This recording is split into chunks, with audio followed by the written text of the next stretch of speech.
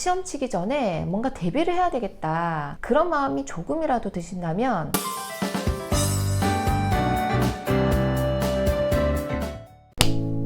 안녕하세요. 어디든 학교의 하유정입니다. 올해도 어김없이 학교의 첫 번째 시험이 기다리고 있어요. 기초학력 진단검사에 관한 이야기인데요. 전국의 초중 고등학생들은 4월 초 이내에 진단검사를 실시하고 보고를 해야 되기 때문에 아마 대부분의 학교가 3월 중에 진단검사를 실시할 예정일 거예요. 올해 진단검사 결과는 굉장히 주목받을 것 같은데요. 그 이유가 지난 2020년도에 원격 수업이 병행되면서 우리 초반에 좀 과도기적인 시기를 겪었잖아요. 그래서 작년 말 학습 격차에 대한 보고서에 의하면 중위권이 사라진 교육 양극화 현상이 심각해졌다고 이야기를 하거든요. 그래서 이번 영상에서는 진단검사가 무엇인지, 그리고 방법, 그리고 결과가 나오면 그것을 어떻게 활용하는지, 진단검사의 문항 수준은 어떠한지, 혹시 진단검사 결과가 좋지 않게 나와서 더딤 학생으로 판별이 된다면 어떻게 되는지, 마지막으로는 미리 공부할 수 있는 방법이 혹시라도 있는지 제가 살짝 알려드리도록 할게요. 진단평가가 무엇이냐면요,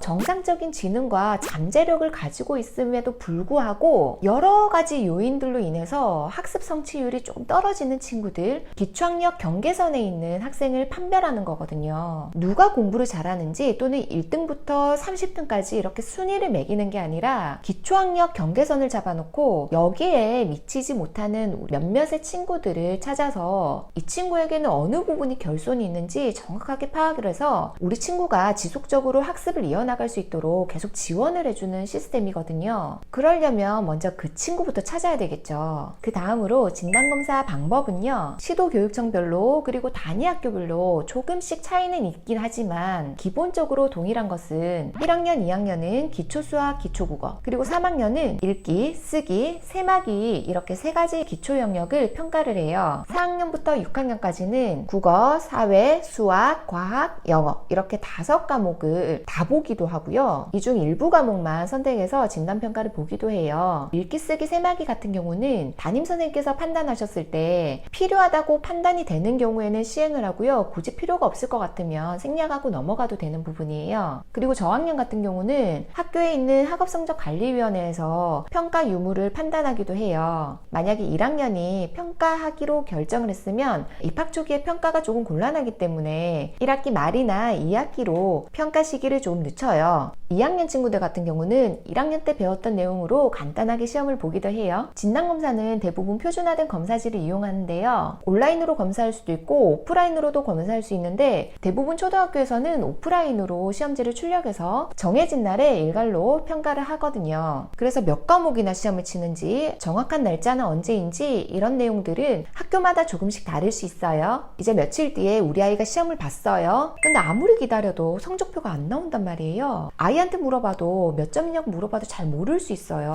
그러면 우리 친구는 잘한 거예요. 왜냐하면 진단검사 결과는 비공개가 원칙이거든요. 그래서 본인 학년 수준에 도달했다 하면 굳이 가정으로 별도로 통보하지 않아요. 그러니까 이걸 점수화시켜서 생활기록부 이런 데도 절대 기록하지 않아요. 그런데 더딤 학생으로 판별이 되어서 보정이 필요한 경우에는 당연히 부모님께 통보를 합니다. 그래서 진단평가의 문항 수준이 어떨까요? 네, 보통의 아이들이 문제를 풀고 나면 굉장한 자신감에 쌓여 있어요. 너무 쉽거든요. 문항을 이전 학년도 교육과정 내에서 난이도가 하 수준 정도의 문제를 25문제 정도 뽑아가지고 시험을 치거든요. 시험 시간을 40분을 주는데 일부 아이들은 10분이면 다 풀어요.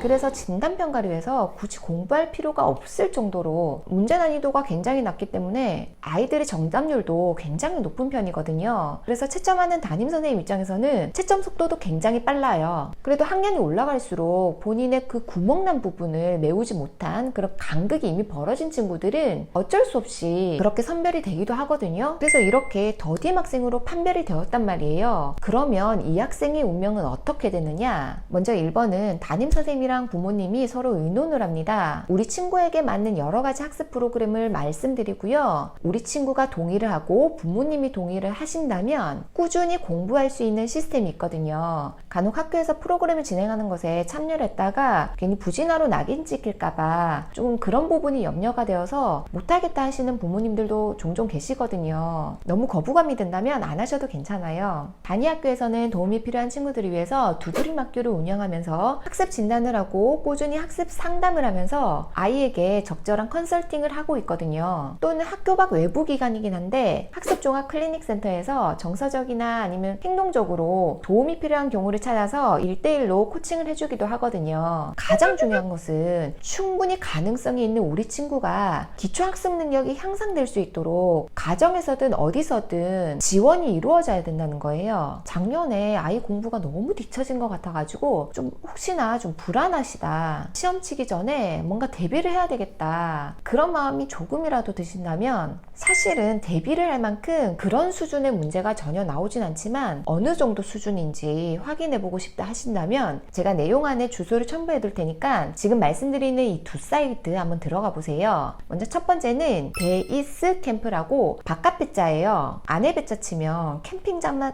나와요. 학교에서 사용하는 기초학력 보정 시스템과 연계해서 온라인으로 우리 친구들이 자율적으로 진단해보고 또 학습해볼 수 있는 사이트예요. 원하는 과목에 스스로 진단을 미리 해볼 수 있으니까 한번 활용해보시는 것도 괜찮을 것 같아요. 두 번째 사이트는 꾸꾸라고 하는 사이트인데요. 기초학력 향상 지원 사이트예요. 초록색 창에 꾸꾸 치셔도 나오고요. 아래쪽에 제가 링크를 달아 놓을게요. 거기 들어가셔도 여러 가지 학습 자료라든지 또는 기출 문제 같은 것들이 있으니까 한번 두 군데 한번 살펴보시면 좋을 것 같아요. 일부 친구들 같은 경우는 진단고사 문제집 이렇게 넘기는 거 있죠? 그런 것들을 사가지고 푸는 친구들도 간혹 있는데요. 만약에 전학년도 복습의 의미를 둔다면 뭐 하는 것도 괜찮겠죠. 그런데 오롯이 진단검사를 위해서 막 공부를 하겠다, 그거는 굳이 그렇게까지는 안 하셔도 돼요. 진정한 복습을 한다면 문제풀이형보다는 개념학습을 해야 되겠죠. 잘치기 해서 공부하기보다는 우리 아이의 결과를 보고 적절한 후속 조치를 잘해야 되는 게 중요한 시험인 겁니다. 특히 고학년으로 올라갈수록 학습 결손이 든 부분이 누적이 되어서 그냥 부모님들께서 우리 아이를 봤을 때는 어느 부분에 결손이 있는지 파악하기가 조금 어려울 수 있거든요. 그래서 진단검사 결과로 어느 부분을 우리가 조금 더 신경 써야 되는지 그 부분을 잘 잡아주시면 될 것 같아요. 그럼 다음에도 유익한 내용으로 영상 준비해 보도록 할게요.